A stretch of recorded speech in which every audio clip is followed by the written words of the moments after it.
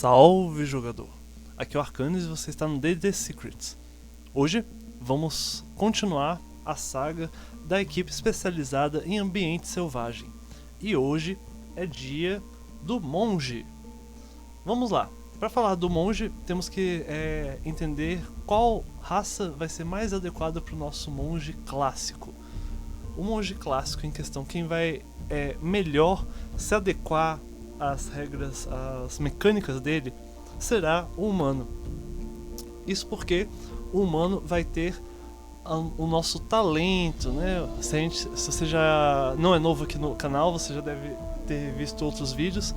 E eu falei que o humano, por ter esse talento, ele consegue alcançar novos níveis de poder, vamos dizer assim. Mas isso não vai funcionar em qualquer classe, de qualquer jeito. Então, o monge é uma dessas classes, que é muito beneficiada por ser humano variante, certo? Muita gente coloca raça elfo da floresta, por causa do bônus de destreza, do bônus de sabedoria, que também é importante para o monge, e o movimento mais 7. Isso está correto, ok? Ela é uma boa raça para ser monge. Porém, se o seu jogo cabe humano variante, use o humano, porque o humano vai ter acesso a um talento que consegue superar todos esses benefícios aqui, porque é um talento de função, certo? Eu vou explicar mais pra frente. Por hora, apenas pegue o seu humano para nós escolhermos o talento mais pra frente. Classe monge. Equipamento do monge aqui no Solasta ele tá dando só espada curta ou bordão. Você na ficha de quinta edição vai poder escolher outras armas simples. Eu sugiro que você comece com uma besta leve. Besta leve, Arcanis, pra monge, é isso mesmo? Sim, é isso mesmo. Deixa eu te falar uma coisa. Esse dardo que tá ali embaixo é a opção de ataque à distância do monge. O monge ele sempre teve, por história, pouco dinheiro. Então, a questão do dardo, o dardo não é uma arma de monge, ok? Mas é uma opção barata, que não custa muitas peças de ouro. Então, um jogador de monge poderá ter acesso a ataques à distância com esses dardos. Porém, o dano do dardo é de apenas 1d4. E isso não favorece em nada as características do monge, em nada. O que o monge gostaria, se ele fosse fazer ataques à distância, por exemplo, seria de uma arma com propriedade arremesso, como, por exemplo, as machadinhas. Que aí ela tem dano de 1d6... e ele poderia fazer o ataque tanto da ação quanto da ação bônus, certo? Isso seria mais apropriado do que o dardo, já que o dardo se atacaria apenas na ação, já que ele não possui a propriedade leve e não é uma arma corpo a corpo, certo? Então esse dardo aqui é uma pegadinha, cuidado com esse dardo. Então você vai poder, na sua ficha, né, pegar uma besta leve. Ou, se você estiver pensando já no futuro, compre um arco longo. Por quê? Um arco longo não, desculpa, arco curto. Porque arco curto é uma arma que o seu monge sabe usar e que ele vai poder aproveitar os ataques extras que ele vai ganhar no futuro. Certo? A besta leve, ela só é útil agora do nível 1 a 4, no tier 1, mas o dano dela é bom. É 1d8, é melhor do que o arco curto. Então, vai a seu critério. Eu, particularmente, sugiro que você comece com a besta leve, que ela é mais sólida, ela é mais consistente. E a segunda arma, pegue o bordão, por causa do tipo de dano, que é concussão, e também por causa da propriedade versátil, que vai fazer com que ela, ao invés de causar 1d6, cause 1d8, quando você utiliza para atacar com as duas mãos. Então esse é o melhor set. Certo. Além da arma bordão, você pode também querer começar com a arma lança. ela vai funcionar nesse mesmo esquema do bordão de ter propriedade versátil, só que a lança ainda vai poder ser arremessada. Então é muito bom. E ela é uma arma muito barata também. Então fica a dica aí que as suas poucas peças de ouro podem ser usadas para comprar uma lança. As outras alternativas, né, seriam machadinhas, por causa do dano e propriedade de arremesso e propriedade de combate com 2 armas. Mas realmente não é uma coisa super necessária você gastar tanto dinheiro aqui no começo. Basta você pegar a besta, compre munições para sua besta, os virotes, certo? Assim como estojo para guardar ou qualquer coisa assim. E bordão. Com isso você já vai conseguir... O bordão você já adquire, né? Já é gratuito. Com isso você vai conseguir alcançar os problemas que você vai ter que enfrentar do nível 1 a 4. Certo. Tendência e background. Vamos lá. Aqui eu falei no vídeo de montagem como eu iria montar as fichas, as classes, os talentos, tudo do canal. Eu falei que eu ia montar sem repetir, né? E é isso que eu vou fazer. Aqui, quando eu fiz o vídeo do clérigo, eu falei que o clássico do clérigo é acólito, mas eu dei uma alternativa para ele escolher o eremita, certo? Esse vídeo aqui não é sobre o clérigo, né? Mas o fato é, o background, vamos dizer, clássico do monge é o eremita. Mas aqui eu vou dar a segunda opção, que é você pegar o acólito. Já que no clérigo, né, o jogador pode ter invertido. Então eu vou dar essa opção aqui também, certo? A diferença de acólito e de eremita o eremita, ele não pega todas as perícias de monge. Ele vai um pouquinho pra fora. Que ele vai pegar a perícia medicina, e a medicina não é uma função de monge. Mas, por ser uma perícia de sabedoria, e sabedoria é uma das habilidades mais importantes de monge, na verdade a mais importante de monge, você vai ter isso muito alto. Então, tá ok. Medicina é ok. Então esse seria o caso do eremita. O eremita também, ele vai dar a ferramenta kit de herbalismo, e você vai poder fazer poções de cura. Porém, o monge base não possui os outros pré-requisitos, que é magia curar ferimentos, que é ter slot de magia. Então, esse eremita, ele vai ficar, na verdade, por mais que seja o clássico do monge, ele vai ficar solto. Ele não vai abraçar, assim, não vai pegar tudo que o monge quer, precisa, enfim. Então, o que vai ser escolhido para o monge que eu vou sugerir é o antecedente acólito. Ele não tem outros benefícios além de acertar as perícias do monge, certo? Ele vai ter realmente benefícios menores, mas ele ainda serve, vamos dizer assim. Ainda está dentro daquelas 3 prioridades que eu citei no vídeo. Certo. Só que como eu peguei o clérigo acólito aqui no Solasta, né? Eu vou pegar a seta, que seria o eremita, né? No monge. Que bagunça, não entendi nada, né, Arcanis? Pois é assim mesmo. Assim, na sua ficha, pegue acólito, exceto se você tiver ambições de um dia fazer multiclasse.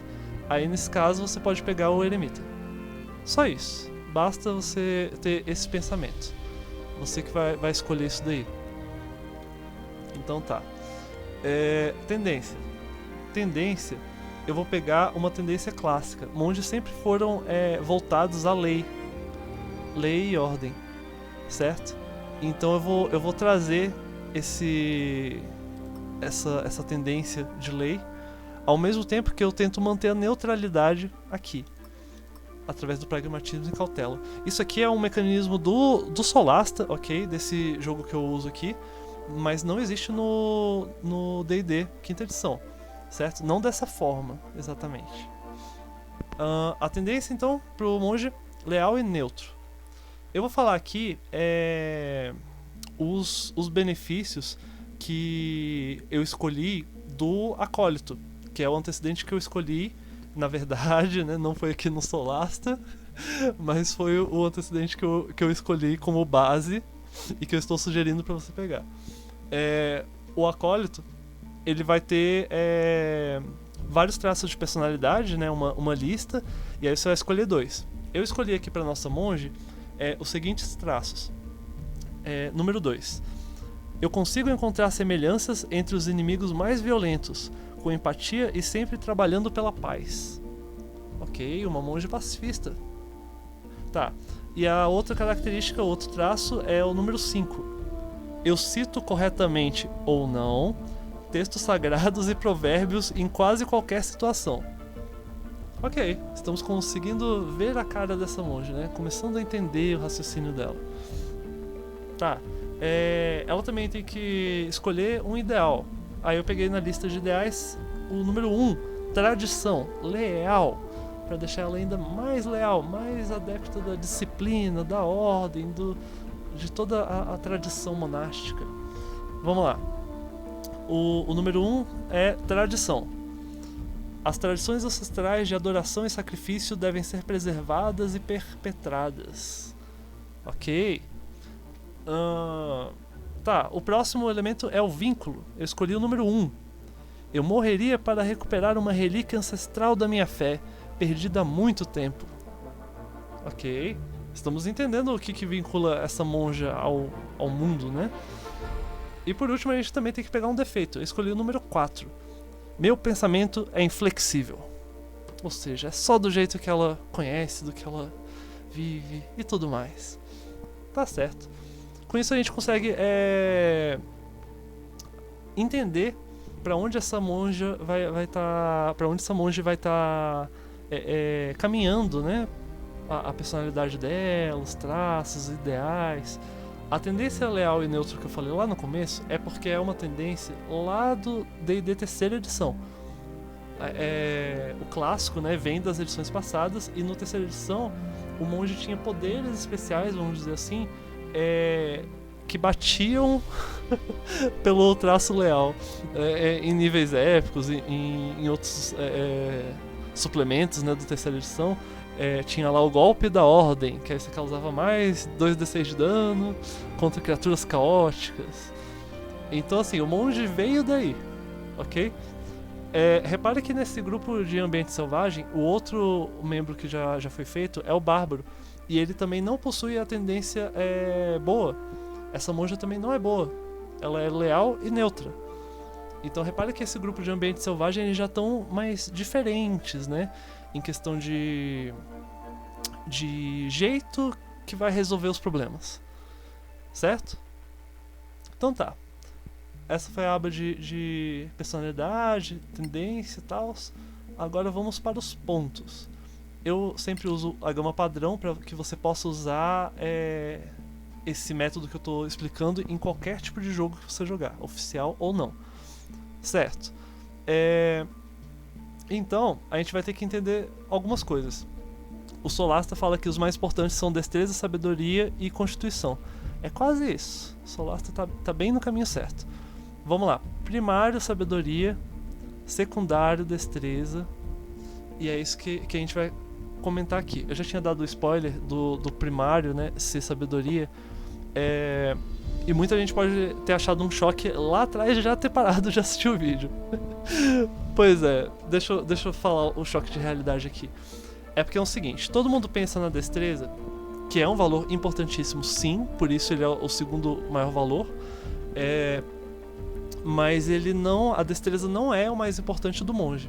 Porque o que acontece? A gente pensa no monge para bater, né? Bater com o cajado, bater com as mãos. Ele vai fazer isso através das características de artes marciais que ele ganhou. Porém, que ele pode fazer esses artes marciais usar o cajado como um ataque corpo a corpo, o bordão, né? Como um ataque corpo a corpo, e usar o modificador de destreza ao invés da força, que seria o normal para ataques corpo a corpo. E aí as pessoas acham que a destreza é o primário do monge, mas isso não é verdade. Esse elemento de destreza vai aparecer muitas vezes na ficha, muitas não, algumas vezes na ficha, Por exemplo, alimentando o traço evasão, alimentando o traço, a característica de classe desviar projéteis. Ele vai alimentar coisas na ficha do monge, sim. É importante, sim, mas não é o mais importante. O mais importante é a sabedoria, por causa que o carro-chefe do monge, no futuro, vamos dizer assim, ele é baseado na sabedoria. Então, todas as suas características de classe que pedirem um teste de resistência, por exemplo, esse teste vai ser baseado na sabedoria. A subclasse padrão clássica do jogo é o monge da mão espalmada, mão aberta, né?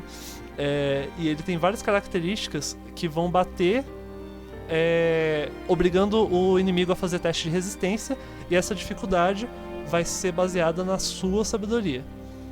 Não só essa subclasse tem essa característica, mas também a classe do monge, porque na classe base do monge tem o ataque atordoante, que é quase o carro-chefe dele.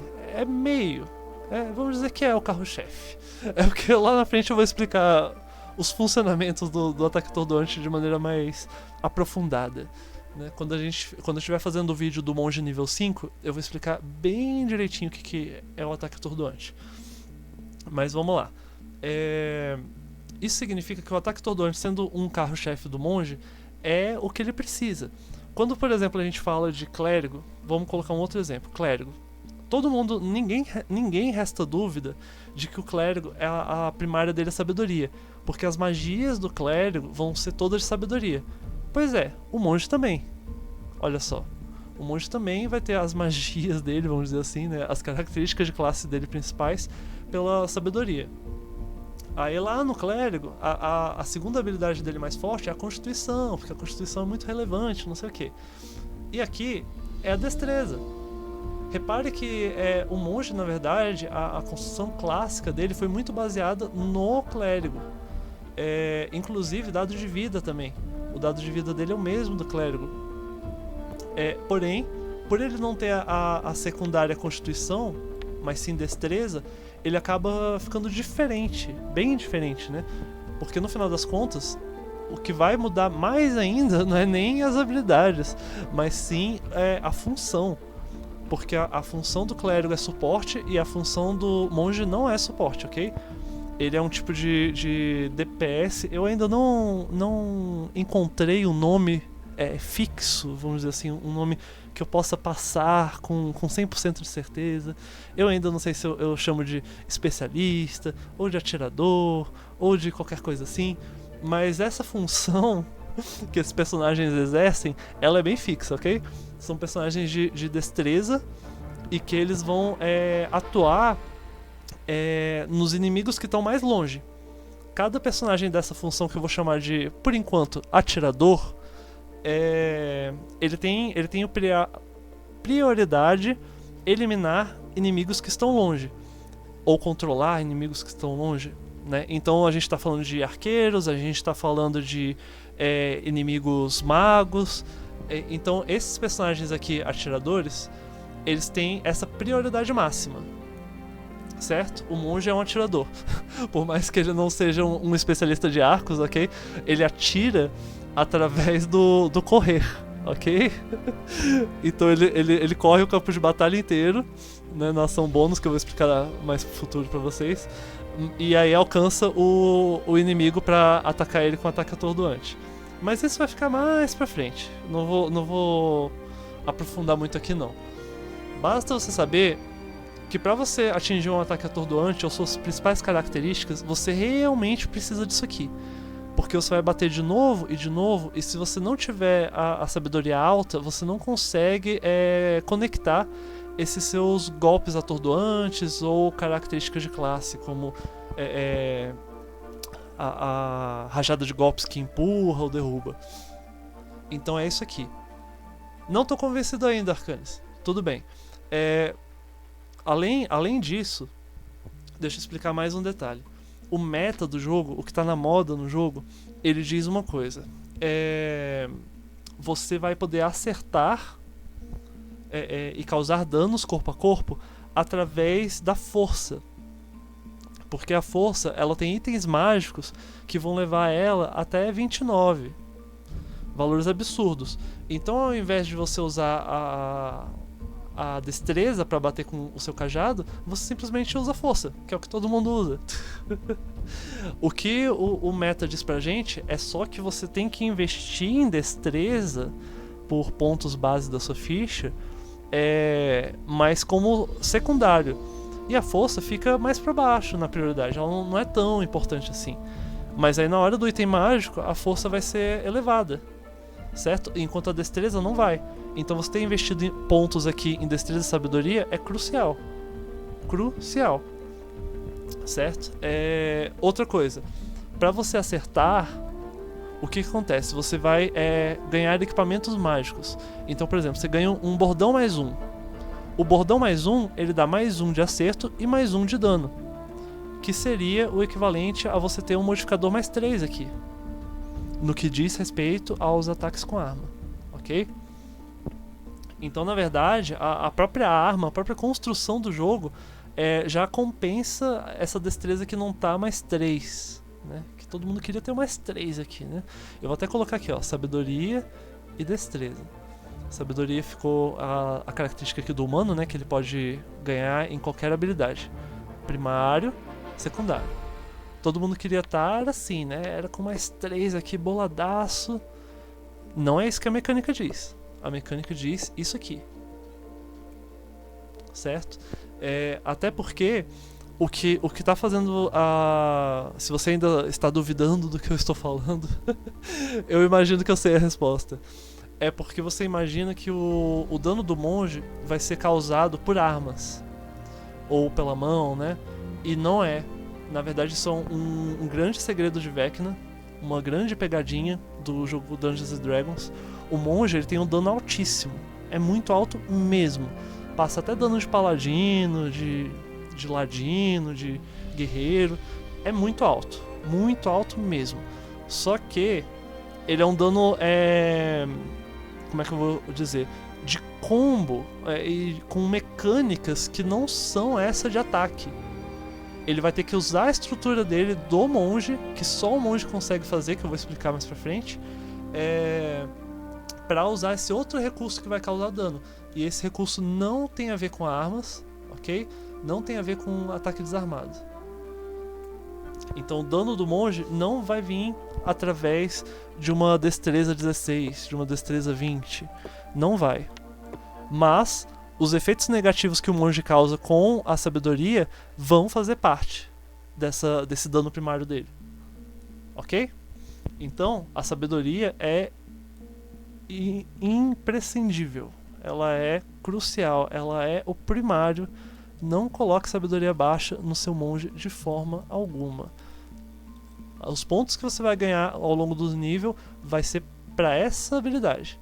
Aí você vai chegar em 20, que é o máximo. Quando chegar em 20, que é o máximo, aí você começa a aumentar a destreza para chegar em 20. Certo? Tá, vamos lá. Seguindo. A habilidade mais baixa, eu já vi gente colocando aqui. Por causa que a destreza ela segura as petecas, né? Enquanto não tem item mágico. Isso aqui é um erro. Gravíssimo. Gravíssimo. O monge é um combatente físico. Não existe essa nomenclatura do jogo, mas você já viu alguns outros vídeos do canal. Você deve ter visto que eu separei, né, 6 classes como combatentes físicos e 6 como combatentes mágicos. O monge é um combatente físico, por causa das características dele. E isso aqui é contra os combatentes físicos, porque eles precisam carregar equipamentos que o monge na verdade não precisa carregar armaduras, por exemplo, mas ele precisa carregar outros equipamentos, né, mochila e as coisas dele. E como se não bastasse isso, ele também precisa de força para pular obstáculos. Então ele não consegue pular 3 metros de um fosso se ele não tiver a força 10 no mínimo, certo? E a força 10 no mínimo ainda não é suficiente para o monge, porque existe uma das mecânicas que eu falei principais de dano do monge, não é a principal, mas é uma das principais, é o salto. O monge dá dano através do salto, que faz parte do movimento. Eu vou explicar mais pra frente. Mas basta você saber que o cálculo de salto é baseado na força.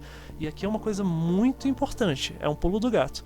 Não é a força modificador, é a força numérica, ok? Então mesmo um número ímpar aqui faz toda a diferença.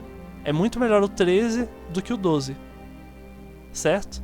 Então você quer sim ter um número ímpar, e é por isso que a sua terceira melhor habilidade aqui na construção de ficha é a força, tá bom? Seguido de constituição, porque você não é um personagem de linha de frente, o monge não é linha de frente, ok, é linha do meio, mas ele vai pra frente de combate com muita frequência, porque ele vai performar as características dele com ataques corpo a corpo. Então ele vai precisar estar perto, né, para começar as gracinhas dele. Então, você ter um pouco de constituição é muito bem-vindo mesmo. Não coloque constituição baixa no monge de forma alguma. Ele precisa ir para frente de combate, mesmo que ele não vá ficar lá na frente de combate, certo? Então não faça isso. Monge precisa de um pouco de constituição, certo? Monge também tem algumas perícias de inteligência e nenhuma de carisma. Por essa razão, eu vou colocar a inteligência 10 para ela não penalizar as perícias de inteligência, e coloco o valor mais baixo no carisma. Pronto. Essa é a build clássica de pontos do monge. Você vai se preocupar em aumentar isso aqui o máximo que você puder, e depois a destreza. E aí, se sobrar alguma coisa, a constituição. É isso. A força aqui ela só tá mais alta porque esse número aqui, esse modificador, essa força 13, vai ser benéfico pro salto mais do que 12. Né? Então por isso que eu disse que o Solasta estava quase certo. Né? Realmente a constituição é a mais importante, mas o valor mais alto, por ser ímpar, é mais proveitoso na mecânica para ser força. Ok, vamos seguir então. Que monge é uma classe muito complexa. Se você já viu outros vídeos do canal, você sabe que eu comecei pelo time da masmorra, porque eu chamo a equipe de masmorra guerreiro, ladino, clérigo, mago, de equipe básica do jogo. Agora a gente tá na equipe média do jogo, certo? Então a primeira dificuldade foi fácil, agora a gente tá na dificuldade média. Essa equipe de ambiente selvagem vai ser composta pelo bárbaro, monge, bardo e druida, certo? Essas classes, por definição, elas vão ser mais complexas do que a equipe de masmorra, porque todas as mecânicas que vai fazer ela ficar mais forte, mais potente, vão estar envolto numa névoa obscura que a maioria de regras, né, que a maioria dos jogadores e mestres não sabem, ok? Esse personagem aqui é muito forte, causa muito dano mesmo. Mas tá, vamos lá, vamos seguir pro próximo passo. Perícias. O que a gente vai fazer aqui? Primeiro, perícia de humano. O humano ganhou uma perícia qualquer na lista, então você pode pegar, inclusive, perícias que não são de monge e tal, mas não é isso que a gente vai fazer, de forma alguma. A gente quer, na verdade, pegar exatamente as perícias de monge, porque a nossa equipe não é boa nisso, né? Então você pegar as perícias que só tem lá na sua classe vão favorecer a sua equipe ter um especialista, né, naquilo que você faz, né? Ou deveria fazer, né? Porque imagina, o grupo tá lá, tá precisando do monge. Não, monge, então, você é um cara que viveu no monastério, né? Espirituoso e tal. Sabe alguma coisa de religião? Não, sei não. Coloquei ponto não. What? Não, monge, então, faz as suas acrobacias aí, as suas piruetas que a gente tá precisando.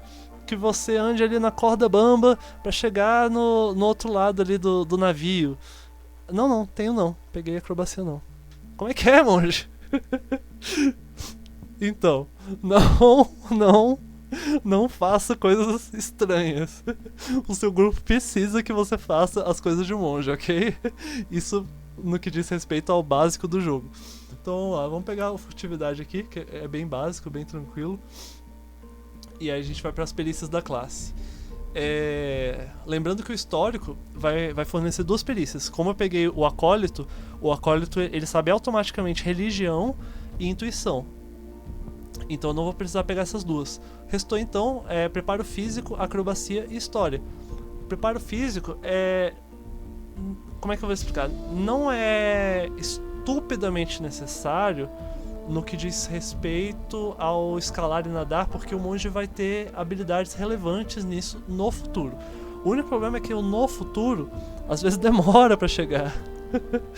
Então, enquanto isso, você vai precisando fazer as coisas via perícia, né? Então é muito importante que você tenha pontinhos de perícia aqui do preparo físico, né, do atletismo, para você conseguir se virar enquanto seu monge estiver níveis mais baixos. Outra perícia em questão, acrobacia. Isso aqui vai ser sua principal defesa, ok? Defesa contra agarrar dos inimigos. Tem muitos inimigos que quando atacam, eles te agarram automaticamente. Então para você sair, você vai precisar usar a ação desprender, que eu falo, inclusive, que é uma ação que não existe, mas que eu apelidei ela assim, mas que eu falo em outros vídeos, como, por exemplo, esse vídeo que eu vou colocar aqui na descrição, que é o vídeo do combo do guerreiro. Lá eu explico essa ação desprender. Mas enfim, acrobacia. Você vai conseguir sair de agarrar. Então, como você tem uma destreza mais alta por base, então o seu bônus acaba sendo melhor, né? Então você vai usar mais acrobacia para se defender. E também para fazer várias piruetas, porque a sua especialização é ambiente selvagem. Isso significa que você vai lidar com muita frequência com problemas de ambiente selvagem. Por exemplo, gelo escorregadio. Gelo escorregadio, você tem que fazer um teste de acrobacia especificamente. Todo mundo vai ter que fazer um teste de acrobacia para ficar em pé. Caso contrário, vai cair. Então, você ter essa perícia aqui, ó, vai ser muito útil. Tem muita gente que não gosta dessa perícia, mas é porque não consegue usar essa perícia. Porque acaba pegando essa perícia fora de contexto, certo?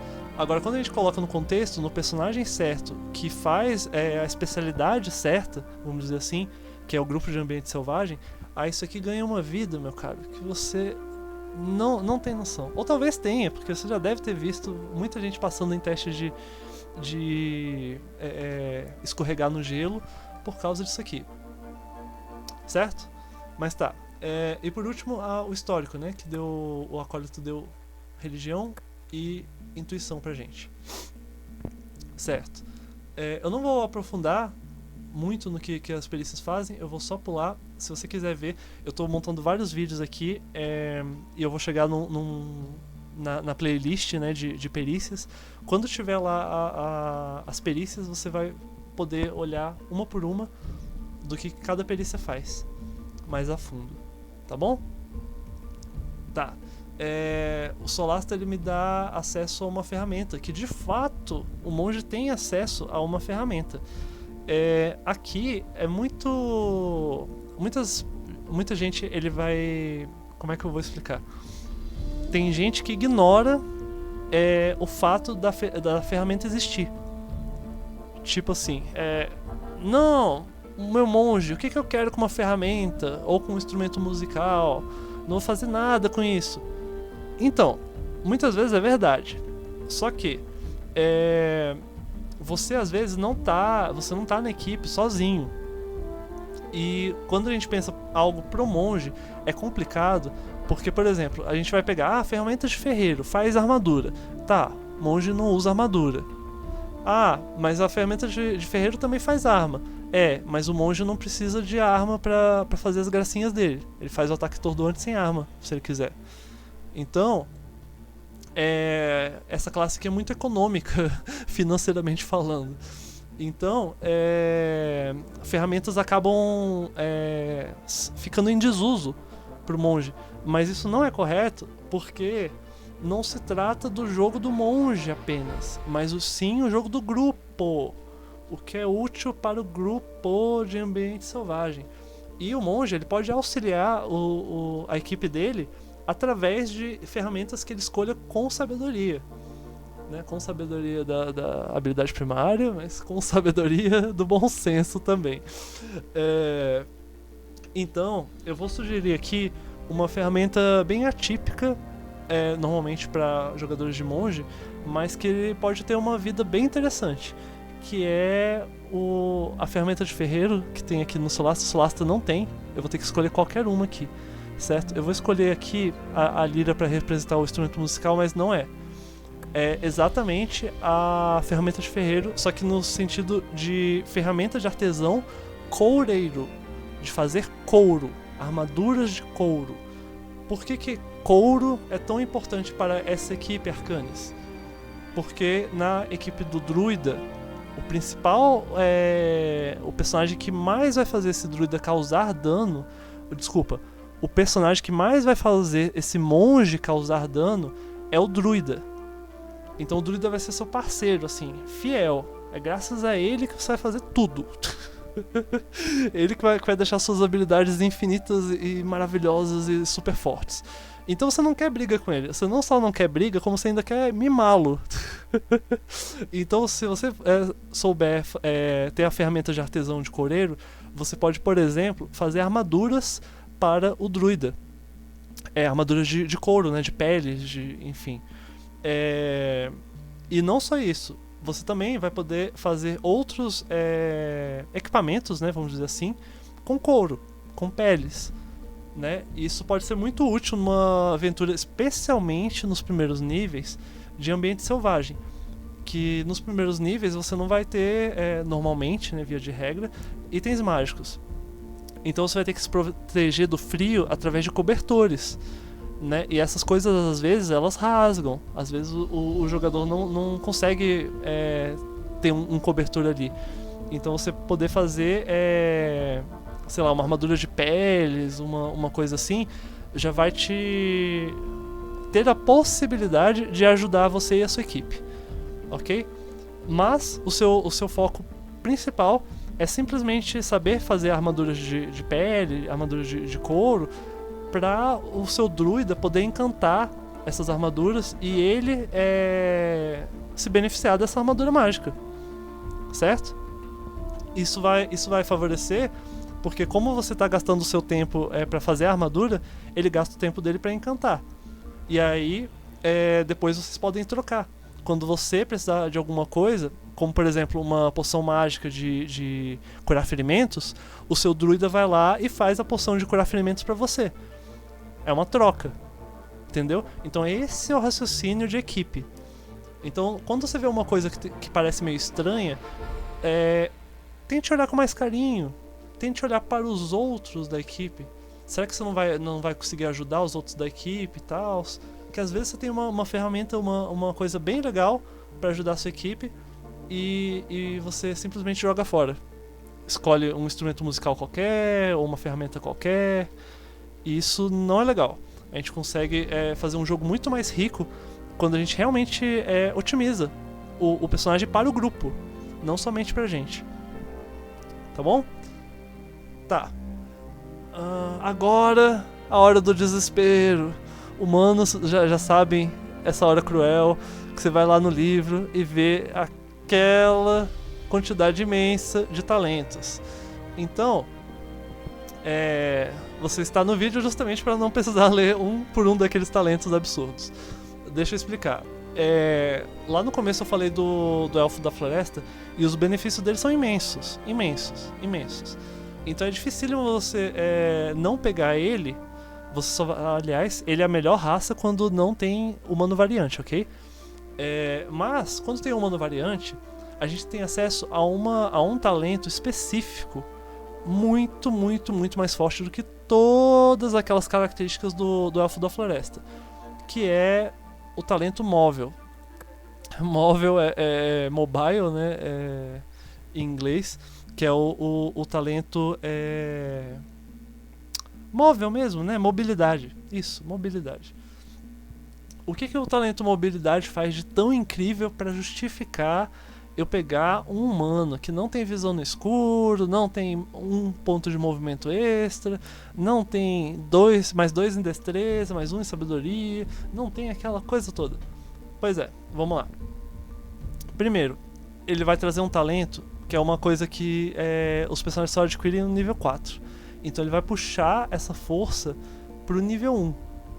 Então esses benefícios aqui já são monstruosamente altos. Se você pega um talento que não tem bônus de habilidade, que são aqueles talentos mais 1, que eu chamo de talento de aprimoramento. Se você pegar um talento completo, que todos os benefícios são fortes, poderosos, o humano vai começar a ter uso. E esse talento específico, ele é um talento que ele reflete todas as habilidades de monge. Todas as habilidades e características da classe monge. Repito. Então, vamos lá. O que ele faz? Ele aumenta 2 quadrados de movimento. Então você vai ter no nível 1 8 quadrados de movimento, sendo a única raça e classe do jogo que começa com 8 quadrados de movimento. Mesmo o Elfo da Floresta lá, ele começa com 7. Você vai começar com 8. Ok? E quando você subir de nível pro nível 2, você ainda ganha mais 2 pontos de movimento, indo para 10. O movimento é a principal fonte de dano do monge. Ok? É através do movimento que ele vai causar todo o dano dele.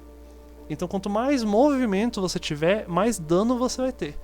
Então pasme, não é através da destreza que você vai causar dano, é através do movimento. Então cada pontinho aqui que você aumentar importa, certo? E o tempo de jogo que você traz isso aqui também, porque ele não vai trazer apenas o benefício de você se movimentar como se você tivesse nível 2, né? Que é quando você pega o Ki, o movimento de Ki, movimento sem armadura, e ganha mais 2 quadrados.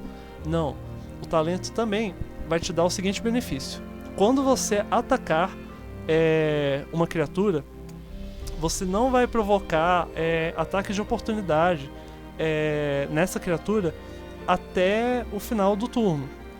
Então o que isso significa? Significa que você vai lá com o seu bordão, por exemplo, e ataca o inimigo uma vez. Acertou, você não provoca mais ataques de oportunidade pelo resto daquele turno. Errou, você também não provoca ataques de oportunidade naquela criatura até o final do turno. Então assim, toda vez que você fizer um ataque corpo a corpo, com o bordão, com a mão, com a espada curta, você vai ganhar esse benefício que vamos dizer que seria melhor até do que o desengajar, porque existem algumas características no jogo que cancelam o desengajar, certo?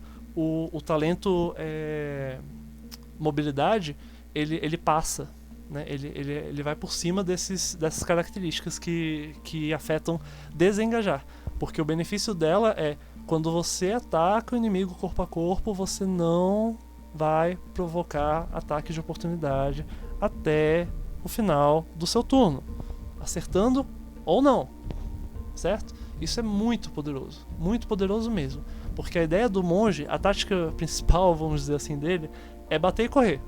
Então no nível 1 você já vai estar ganhando mais movimento.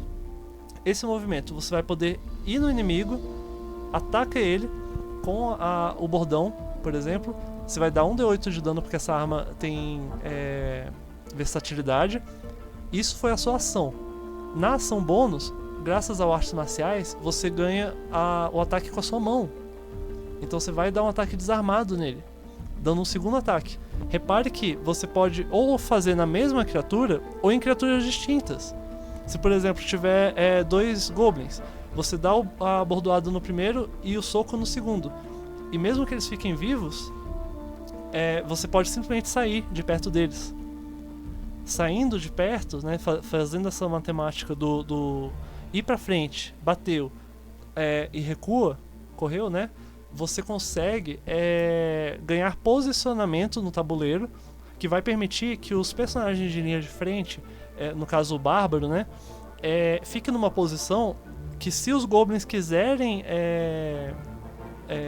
sair, de perto do bárbaro, né? Eles vão ter que usar ações extras, né? Tipo, ação bônus pra desengajar, não sei o quê, porque o Goblin pode. No caso de esqueleto, por exemplo, não teria nem esse benefício, né? O esqueleto ele teria que usar a ação principal dele para desengajar. Ou seja, não ia conseguir desengajar e atacar você, por exemplo. Simplesmente pela distância. Porque você foi e voltou. Agora, um esqueleto, por exemplo, ele tá... se ele quiser muito te matar, ele vai ter que provocar ataque de oportunidade do bárbaro, né? Pra poder ter a chance de te atacar, certo? E com o seu movimento você vai estar bem longe, então já complica muito a vida do esqueletinho, ou a quase vida do esqueleto, né? Enfim. Então posicionamento para monge é tudo, bater e correr, é isso que o monge faz. Tá. O talento ele não acaba por aí, ele ainda tem mais um benefício, que é quando você usar a ação correr, você vai ignorar o custo extra de terreno difícil até o final do seu turno, né? Naquele turno que você correu. Então vamos lá. O que significa isso? Ignorar terreno difícil. Quando a gente fala numa taverna, por exemplo, terreno difícil são as mesas, terreno difícil são as criaturas. Terreno difícil é um copo de cerveja que caiu no chão e deixou molhado ou quebrou, né? Sei lá. Isso tudo vai ser terreno difícil. Isso significa que você vai precisar do dobro de movimento para andar a metade, no caso, né? Então vamos lá. Nesse exemplo da taverna. Se você quer passar por uma mesa, né, cheia de comida e tudo mais, e essa mesa tem 6 quadrados de distância, você quer andar por ela, né, você vai andar em terreno difícil. E então você vai andar, na verdade, 3 quadrados. Mas, com esse benefício desse talento móvel, se você usa a ação de correr, você pode andar seu deslocamento total, os 6 quadrados. E assim chegar até o outro lado da mesa, quando ninguém mais poderia, porque estaria levando essa penalidade, né, de movimento. E terreno difícil, caso vocês não saibam, lá no livro do jogador tem uma aba bem específica, né, que é a aba de descrição do que é o terreno difícil, que são as coisas mais comuns de se achar no jogo. Tudo é terreno difícil, basicamente, porque uma masmorra com chão quebrado é terreno difícil, criaturas inimigas ou aliadas são terreno difícil, objetos que você achar, teias de aranha, terreno difícil, neve, terreno difícil, floresta, terreno difícil. Então assim, e como você vai estar no grupo de ambiente selvagem, eu acho que não vai ter um tapete vermelho no meio da floresta, assim, lisinho, limpinho pra você. Acho que isso não vai acontecer, jogador. Então, prepare-se para o terreno difícil. E você ter esse talento aqui vai te dar uma vantagem de mobilidade, certo? Que é exatamente o que você precisa para fazer suas funções. Então isso aqui não é opcional pro monge. Ele realmente precisa andar sem ser desobstruído. Sem ser obstruído, no caso, né? Isso aqui é obrigatório pro monge. Certo. Agora uma coisa mais interessante ainda é que já no nível 2 ele vai ganhar o Ki e vai poder usar a ação correr na ação bônus. Isso vai permitir que você corra desobstruído pelo campo de batalha, né? Sei lá, um terreno de neve, indo muito mais longe do que seus aliados e seus inimigos. E mantém a ação principal para, por exemplo, atacar com o cajado, o bordão. Então é isso. É realmente um talento absurdo para o monge que tem função principal de atirador, né? Então ele vai ter que ir até onde está lá o arqueiro para dar um cascudo lá de atordoante nele ou matar o mago que está lá atrás. Enfim, ele precisa do movimento e de preferência ter movimento ainda para voltar. Porque se ele ficar lá na frente, ganhando um D8 de pontos de vida e Constituição mais um, meu cara, era uma vez um monge. O monge ele tem características defensivas, mas ele não é o Chuck Norris, ok? Só parece. Tá, vamos lá. Idiomas da ancestralidade. Idiomas da ancestralidade é porque o humano ele tem o idioma comum e mais um qualquer, né?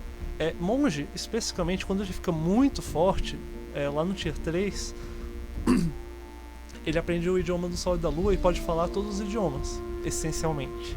Ele pode se comunicar com todas as criaturas, através do Ki e não sei o que. Então, o idioma ele não é uma coisa muito importante. Porém, você começa no nível 13, né? Não. Né? Você vai começar nível 1. Ou nível baixo, né? Às vezes o seu mestre é nível 5, enfim. Mas dificilmente você vai começar nível 13 para já começar com esses idiomas do Sol e da Lua. Então até lá, os idiomas vão ser úteis. Principalmente idiomas selvagens. Se você está numa aventura de ambiente selvagem, você vai lidar com criaturas que não falam comum. Então você vai lidar com gigantes, você vai lidar com... sei lá... águias gigantes que falam seu próprio idioma, com dríades, com...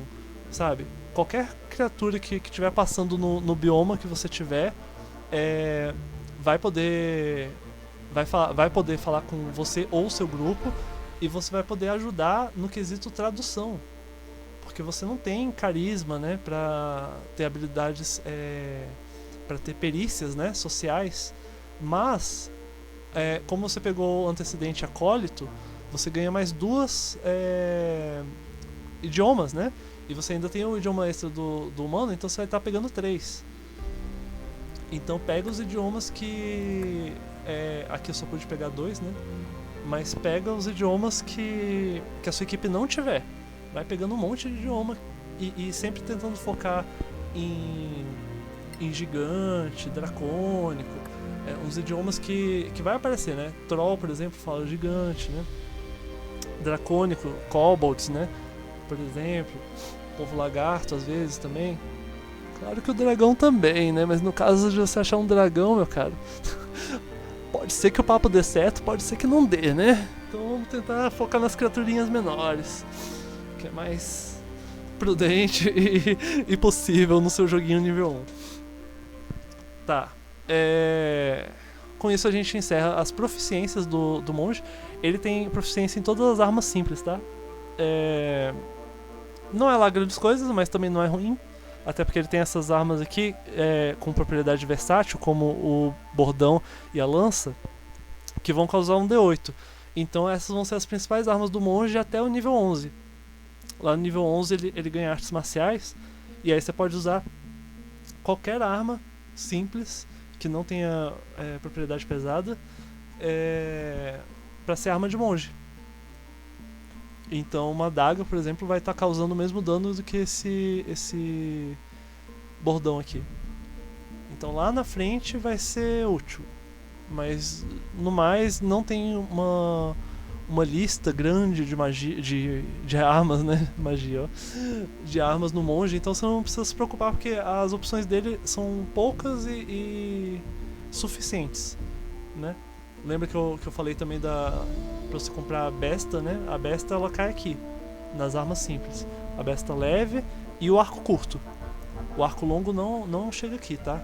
Então não vai ter como seu monge se beneficiar do arco longo fácil, naturalmente. Então tá.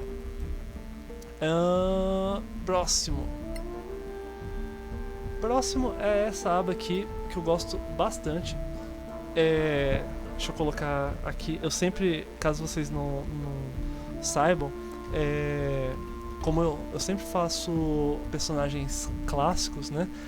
Eu tento obedecer o clássico do jogo da seguinte forma: sempre colocando os nomes da terceira edição. Então esses personagens aqui, eles são modificações, adaptações minhas, né? Claro. Eu não sei a ficha desses personagens, eu não olhei e nem tenho interesse, na verdade. Eu não sei se eles existem ou não. Possivelmente deve existir, Mas o fato é, eu mudei. A Ember não tem essa característica, essa ancestralidade mais oriental, né, mais asiática e tal. Eu deixei ela assim, nessa aparência, que eu gosto muito, eu acho bem estiloso. Eu quero ver ela saindo dando voadoras por aí. E é isso aí.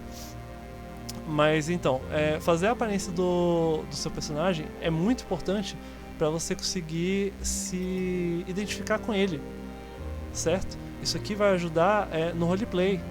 Então, background e tal, aquilo que a gente começou lá atrás, ele vai ajudar a você entender seu personagem, e você ver ele vai ser meio que o nascimento, vamos dizer assim. Porque agora você tem um monte de números, um monte de estatísticas, e agora você vai poder ver a cara dele, e aí você consegue solidificar, né? Números com personalidade, com aparência, e aí fica tudo muito mais fácil de jogar quando é assim. Então tá, é isso. Essa foi a Ember, a nossa monge. Está aqui, especialista em ambiente selvagem, certo? Eu vou explicar depois como que ela funciona junto com os companheiros dela, como que vai performar as ações e tal. Vou explicar onde que está o dano do monge, afinal. Eu vou fazer o vídeo de exploração com ações, né? Então eu vou falar das ações de cada um do grupo e tal, e eu vou explicar a participação da monja também. Então não se preocupe. A monge